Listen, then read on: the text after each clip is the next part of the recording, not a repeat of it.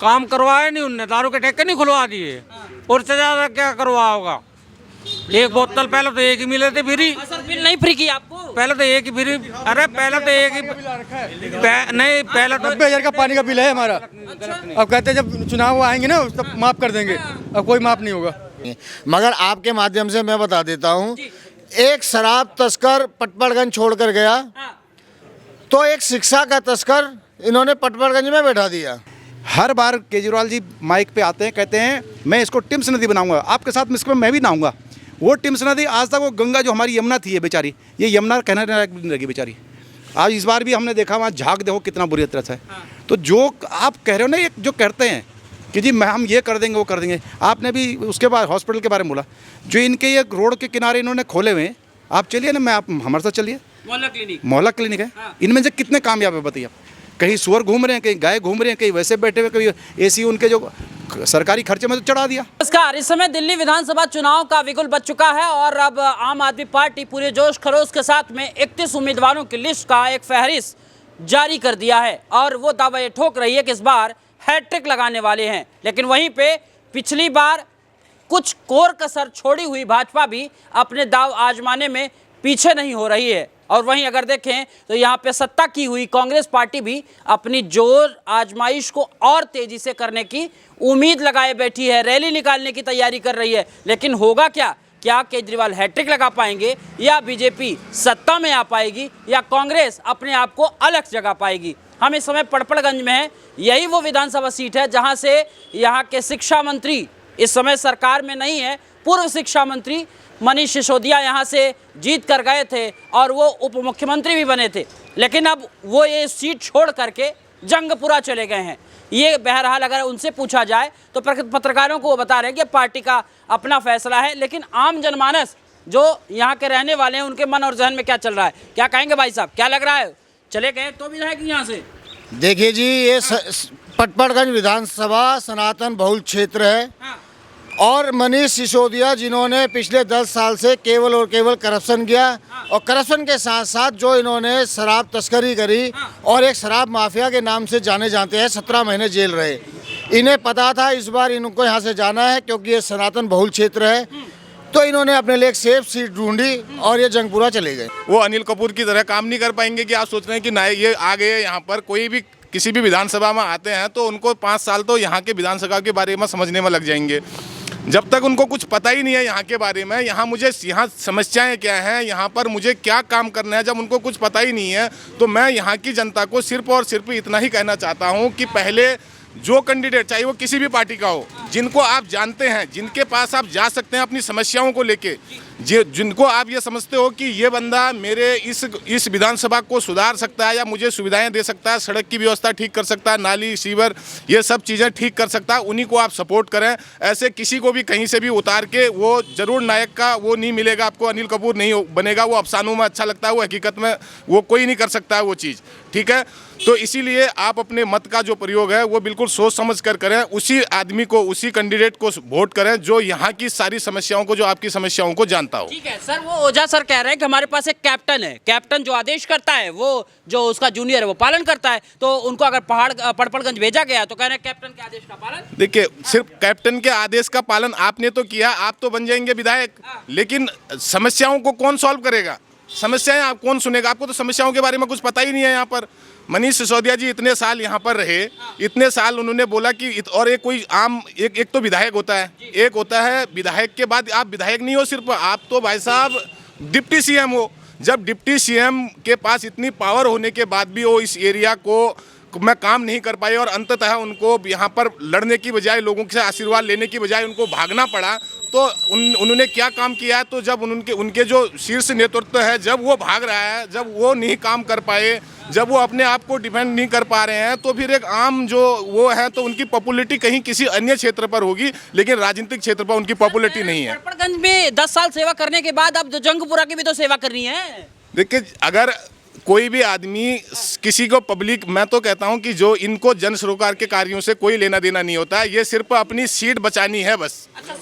हर बार Kejriwal ji mic पे आते हैं, कहते हैं मैं इसको टिम्स नदी बनाऊंगा, आपके साथ इसमें मैं भी नहाऊंगा। वो टिम्स नदी आज तक वो गंगा जो हमारी यमुना थी, ये बेचारी, ये यमुना कहने लगी बेचारी। आज इस बार भी हमने देखा वहाँ झाग देखो कितना बुरी तरह से है। तो जो आप कह रहे हो ना, ये जो कहते हैं कि जी मैं हम ये कर देंगे वो कर देंगे, आपने भी उसके बाद हॉस्पिटल के बारे में बोला, जो इनके ये रोड के किनारे इन्होंने खोले हुए हैं, आप चलिए ना, मैं आप हमारे साथ चलिए, मोहल्ला क्लिनिक है, इनमें से कितने कामयाब है बताइए आप। कहीं सुअर घूम रहे हैं, कहीं गाय घूम रहे हैं, कहीं वैसे बैठे हुए, कहीं एसी उनके जो सरकारी खर्चे में तो चढ़ा दिया, पर उसका इस्तेमाल कहाँ हो रहा है? उतना पैसा तो कोई अच्छी उस पर करते। तो ये सिर्फ उनकी कहानियाँ हैं। अभी वो बीच में एक उनको मैं वो देख रहा हूँ, ये 3 व्हीलर पे देख रहा हूँ, बूढ़ी अम्मा को ऐसे पकड़े हुए हैं, ये पकड़े वो पकड़े। अरे भाई पकड़ना है, करना है ना किसी जैसे किसी अच्छे, देखो वो हमारी माँ है, हमारी माँ भी ऐसी रही ऐसी है, लेकिन कम से कम जो थोड़ा इस चीज़ के बारे में, पॉलिटिक्स के बारे में जानता है, उसे कंधे में हाथ रखो ना, हाँ बेटा बता कितना अच्छा है। वो कह रहे जी हाँ अब आएगा केजरीवाल। अब मैं कहता हूँ केजरीवाल जी इतने अच्छे थे तो भाई साहब जेल में 2 दिन 4 दिन 5 दिन मैं कहता हूँ रह दिया, धोखे से रहता आदमी। इतने दिन क्या कर रहे हैं? मनीष सिसोदिया 17-18 महीने क्या करा उन्होंने? जैन साहब थे, हार्ट के चक्कर में बेचारों को बाहर आना पड़ा। हम तो कह रहे हैं स्वस्थ रहे हो, भगवान उनको लंबी उम्र दे। ऐसी कोई भी उनका कोई भी जो है ये बताइए ना कि उन्होंने करा क्या। एक के साथ एक बोतल फ्री जो आप कहते हो। कहते हैं कि बीजेपी काम ही नहीं करने देती ना, एलजी हर समय रोड़ा अटका देता है भाई साहब। मैं बार बार आपसे कहना चाहता हूँ, वो अपने को पढ़ा लिखा कहते हैं। अभी उन्होंने एक चलाई थी पीछे चुनाव के टाइम पे, पढ़ा लिखा। 15 में केजरीवाल जी ने एक सिपाही यहाँ पे भेजा, 20 में केजरीवाल जी ने सिपाही भेजा, और फिर अब 25 में एक सिपाही भेज रहे हैं ओझा सर के माध्यम से। क्या उस सिपाही को आशीर्वाद मिलेगा क्या? देखिए ओझा जी को 99% जनता यहाँ की नहीं जानती ही नहीं, बिल्कुल भी नहीं जानती। इतने बड़े वायरल हैं, उनको देश दुनिया के लोग जानते हैं। देखिए जी, मैं अभी आपके माध्यम से ही बताता हूँ, आप भी कैमरा ऑन करना और चलना। मैं भी लोगों से पूछवाता हूँ अवध ओझा कौन है, नहीं पहचानेंगे। मगर आपके माध्यम से मैं बता देता हूँ, एक शराब तस्कर पटपड़गंज छोड़ कर गया तो एक शिक्षा का तस्कर इन्होंने पटपड़गंज में बैठा दिया। शिक्षा का तस्कर? जी, अभी बता देता हूँ आपको, इसको भी क्लियर कर देता हूँ मैं, किसी को दुविधा ना हो, वो ये सोचे कि यार इन्होंने ऐसा क्यों बोल दिया। अगर वो शिक्षा के जैसे अपने आप को शिक्षा का जनक बोलते हैं, ऐसी वो भी अपने आप को शिक्षा का एक महान अध्यापक वो बोलते, तो वो महान अध्यापक तब बनते जब वो क्या नाम कहते हैं, किसी गरीब बच्चे को फ्री में शिक्षा देते। किसी जो भी मीडियम क्लास का बच्चा है, अफोर्ड नहीं कर सकता मगर पढ़ने में ब्रिलियंट है, उसको आगे बढ़ाते। मगर वो क्या काम करते हैं, वो पैसे वाले लोगों को बुलाते हैं और उनको इंस्टीट्यूट में आईपीएस आईएएस बनाने के चक्कर में उनसे भारी फीस लेते हैं और अय्याशी करते हैं। कह रहे हैं मनीष सिसोदिया जो शिक्षा में क्रांति लाए दिल्ली में, उसी क्रांति को और आगे बढ़ाने की इच्छा है। कोई आए मिल ले, अभी एक इंटरव्यू के दौरान वो कह रहे थे अगर किसी को बात करनी है मेरे से, शिक्षा के बारे में बात कर ले कि केजरीवाल सरकार ने क्या किया, स्वास्थ्य के बारे में बात कर ले। हम राजनीति नहीं करते, हम काम करने वाले लोग हैं। बहुत अच्छा सवाल करा आपने। आज मैं बता देता हूँ, पूरे हिंदुस्तान में जितने भी आईपीएस आईएएस है वो दिल्ली के सरकारी स्कूलों से ही पढ़े, क्योंकि इनको 10 साल हो गए शिक्षा क्रांति लाए हुए। तो पिछले 10 साल में मैं इतना मान लेता हूँ 4 साल वो बच्चों को पढ़ने में आगे लग गए। 6 साल में बता देना दिल्ली के सरकारी स्कूल से कितने आईपीएस आईएएस निकल गए, कितने डॉक्टर बन गए। मैं कह रहा हूँ 6 साल छोड़ दो, आप पिछले 3 साल बता दो। शिक्षा का स्तर इतना नीचे गिर चुका है दिल्ली के अंदर, 9वीं और 11वीं में तो बच्चे 40 से 60% बच्चे फेल हो रहे हैं। ये केवल 100 में से 40 बच्चों को ही आगे भेजते हैं, वो भी जब बोर्ड का एग्जाम देने जाते हैं उसमें से आते फिर फेल हो जाते हैं। भाई साहब क्या लगा 10 साल कितना बदला पटपड़गंज? 10 साल ये बदला कि अभी आप करते हैं शिक्षा का ना, तो शिक्षा में जो हमने सुना है, इसी स्कूल से बाहर जो हमारा है, इसी से लगभग 2.5 से 3 लाख जो बच्चे हैं वो एक तरह से अनक्वालिफाइड है। अनक्वालिफाइड? हाँ, उनका अनक्वालिफाइड ही कहेंगे उनको। भाई मैं बताता रहा हूँ कि एक आप मुझ जैसा आदमी है, अब मैं एज होगी, मेरे को आप ब्यूटी पार्लर में उसमें ले जाके बिल्कुल पोत दो, थोड़ी देर का तो ठीक हूँ मैं, पर थोड़ी देर बाद फिर मेरी वही शक्ल आनी है। तो वही हाल स्कूलों का कर रखा इन्होंने, हल्का सा चमका दिया, बोले जब हमने वर्ल्ड क्लास बना दिए। कहाँ बना दिए? अभी मैं आपको एक चीज़ और बताता हूँ, अभी हमारा छठ पूजा हुई, इनको कितने साल हो गए? 10 साल तो हो गए, ऊपर 13 साल हो गए, पर मैं 10 साल गिन कर 2 साल की जोड़, हाँ ठीक है नहीं। मोदी जैसे सभ्य आदमी को, सुलझे आदमी को अनपढ़ बता रहे थे, ठीक है। वो मोदी के तो कहीं भी नहीं टिकते हो, केजरीवाल साहब के, उनकी टीम के। मैं आपको ये बताना चाहता हूँ कि वो आईआरएस है, कहते हैं अपने को कि पढ़ा लिखा हूँ मैं, इनकम टैक्स में उसमें, ठीक है नहीं। उनको क्या संविधान का पता नहीं कि इंडियन टेरिटरी जो होती है इंडिया की या किसी भी कंट्री की, उसके अपने एक अलग रूल होते हैं थोड़ा सा। और उससे पहले सीएम जो हमारी पूर्व हमारी जो मुख्यमंत्री थी हमारी श्रीमती शीला दीक्षित जी, आज भगवान के पास हैं वो, ठीक है, आत्मा को शांति मिले उनकी भी, लेकिन उनको पता नहीं था कि भाई उन्होंने तो चलाया नहीं यूनियन टेरिटरी के अंदर। उससे पहले बीजेपी की सरकार थी, खुराना साहब थे हमारे, उस समय कांग्रेस सेंटर में थी, क्या खुराना साहब ने नहीं चलाया, सुषमा जी ने नहीं चलाया? तो ये तो वो कहते हैं ना कि बस वो एक कहावत है, खैर नहीं कहना चाहता हूँ उसको, खैर नहीं, फिर भी नहीं, फिर भी मैं आपको उसके एक मैं कहता हूँ, नाचना है आंगन टेढ़ा, मैं उससे थोड़ा कम कवाली का कहावत बोलता हूँ, कुछ करना है नहीं जी, अलाना है, फलाना है, ढिमकाना है। भाई तुम संविधान के अंदर में तुम कहते हो कि संविधान, तुमको पता नहीं कि यूनियन टेरिटरी के अंदर भी तो संविधान लिखा गया ना कि इसके अंदर तुम्हारे क्या राइट्स हैं, मुख्यमंत्री के, एक सीएम के क्या राइट्स हैं, ये तो लिखा हुआ है ना। जो इतना बवाल हो रहा है दिल्ली में, लोग असुरक्षित महसूस कर रहे हैं, कहीं मर्डर हो जा रहा है, कहीं छिनैती हो जा रही है, कह रही ये कौन देखेगा? कानून व्यवस्था तो उनके पास है, शाह जी के पास। भाई साहब आप गाड़ी में जा रहे हो, ठीक है नी, भाई साहब आप भी बताना जरा, मैं आपको बता रहा हूँ, आप गाड़ी में जा रहे हो, कहीं पर रैली में जा रहे हो, आप इसको बंदे को मैं बोल रहा हूँ जा आके मेरे पे थप्पड़ मार दियो, वो इस बार भी क्या हो रहा है, कभी कोई शायद पेन छड़ कौन करता साहब, औरों को क्यों नहीं करता?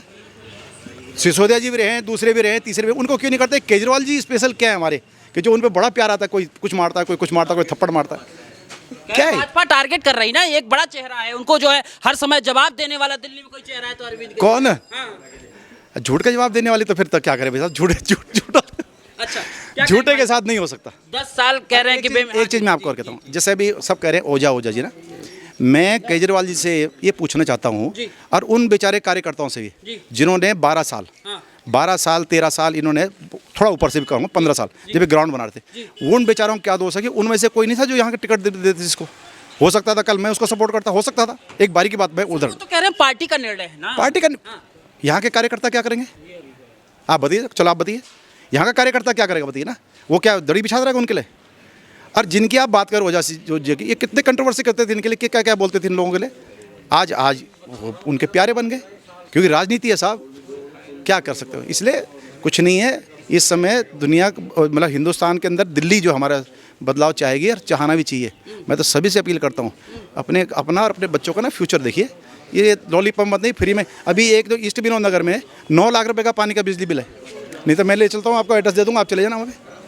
हमारे किसी बीजेपी के कार्यकर्ता ने वहाँ का पूरा उनका प्रॉपर दिखाया, 19 में एक करीब का था, बात करते उन्होंने इतनी कॉरेस्पॉन्डेंस करी, लेकिन कुछ नहीं हुआ, कुछ नहीं हुआ। 9 लाख रुपए का बिल उनके आ रखा है। अब केजरीवाल से पूछ रहे कौन कह रहे हैं ना कि बिजली पानी फ्री दे दिया, उसके बाद अभी आएंगे तो 1000 रुपए महिलाओं को भी देने की बात कर रहे हैं वो। भाई साहब ऐसा है, देखिए हर काम करवाया नहीं उनने, दारू के ठेके नहीं खुलवा दिए, और से ज्यादा क्या करवा होगा? एक बोतल पहले तो एक ही मिले थे फ्री, सर बिल नहीं फ्री किया आपको? पहले तो एक ही फ्री, अरे पहले तो एक ही नहीं, पहले तो 90,000 का पानी का बिल है हमारा। अब कहते हैं जब चुनाव आएंगे ना तब माफ़ कर देंगे, अब कोई माफ़ नहीं होगा।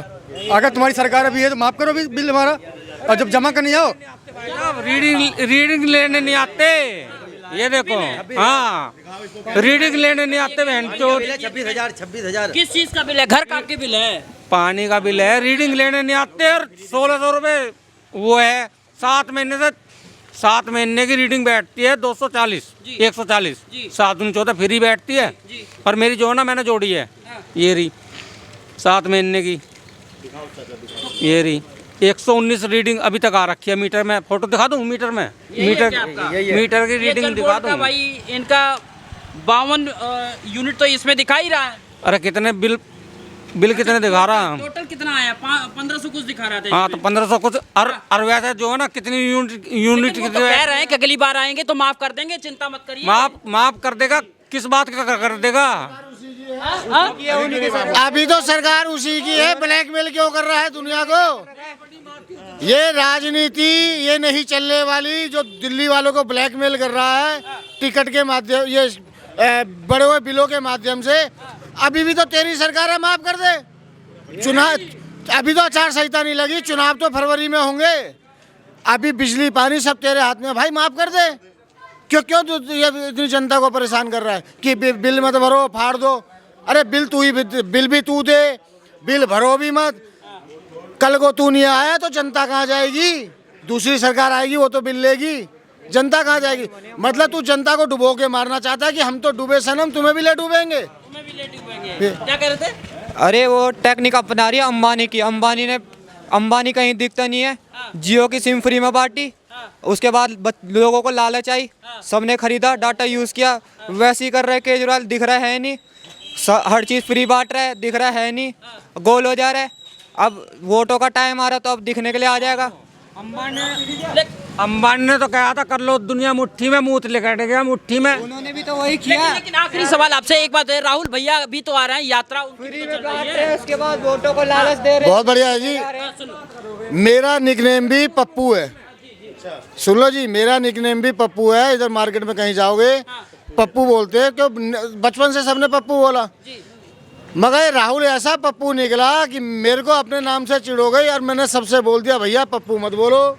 तो अब दुनिया मुझे बाबा बोलने लगी, तो दिल को थोड़ा सुकून मिलता है। हाँ भैया, मेरी तुलना उससे तो नहीं हो रही। मतलब नाम बदल लिया आपने? नाम बदलना पड़ेगा भाई साहब। वो 54 साल का युवा और हमारी क्या नाम कहते हैं 48 साल में उम्र ऐसी हो गई कि क्या नाम कहते हैं हम बुजुर्ग हो गए।